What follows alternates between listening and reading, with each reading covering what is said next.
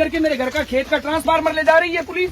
क्यों ले जा रही है? क्योंकि रामनिवास वहां धरने में बैठा है, इस वजह से। और आप सब लोगों ने पहुंचकर ये साबित कर दिया कि जो गरीब परिवार जिसने अपने मुखिया खो दिए वो अकेला नहीं, आप सब लोग उनके साथ खड़े। आप सब लोगों ने यहाँ आकर ये बात साबित कर दी है।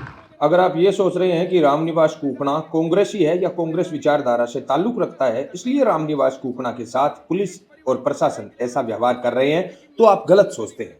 क्योंकि कांग्रेस से तो सुचित्रा आर्य भी है, जिसने पिछले 30 से 40 सालों में महाजन और महाजन के आसपास के 20 से 25 गांवों के हजारों प्रतिभाओं को दफन कर दिया। शिक्षा नामक संस्था पर कब्जा करके पिछले 30 से 40 सालों में अपने परिवार के स्वार्थ की पूर्ति कर रही है। इस कांग्रेस नेत्री के खिलाफ प्रशासन कुछ नहीं कर रहा है, तो रामनिवास कुकणा के खिलाफ प्रशासन ऐसा क्यों कर रहा है कि रात को जाकर एसडीएम, तहसीलदार, डिप्टी जैसे अधिकारियों को वहां पर भेजकर रामनिवास कुकणा के खेत में ट्रांसफार्मर उतारा जाता है?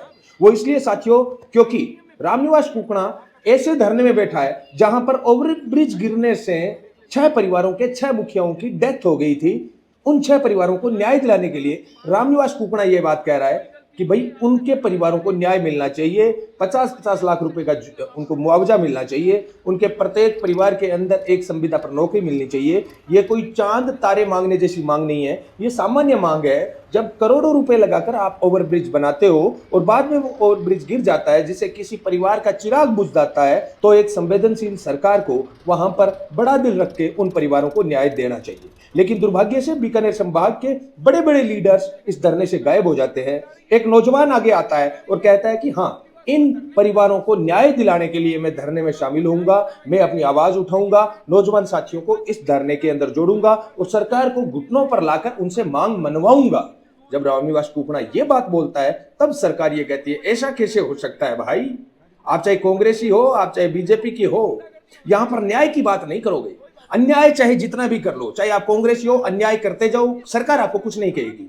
जैसे सुचित्रा आर्य अन्याय की सारी पराकाष्ठाएं पार कर रही है, शिक्षा जैसी संस्था के ऊपर कब्जा करके बैठी है 30 से 40 साल से, उस पर सरकार कोई कार्रवाई नहीं करेगी। क्या सच है क्या झूठ है वो तो आप तय करो, सरकार तय करे। लेकिन कम से कम अगर एक ओवरब्रिज गिरा है, जिस ओवरब्रिज के अंदर मरने वाले 6 परिवारों के 6 मुखिया थे, जिनके कारण 6 परिवार चल रहे थे, अगर उन परिवारों में अंधेरा छा गया तो सरकार की जिम्मेदारी नहीं बनती है क्या उन 6 परिवारों को न्याय दिलाए? उन 6 परिवारों का भरण पोषण, उनके बच्चों की स्कूल की, हॉस्पिटल की व्यवस्था कौन करेगा?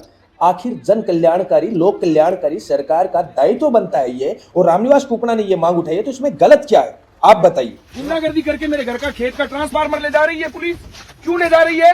क्योंकि रामनिवास वहां धरने में बैठा है, इस वजह से। उन पीड़ित परिवारों को न्याय दिला रहा है, इस वजह से।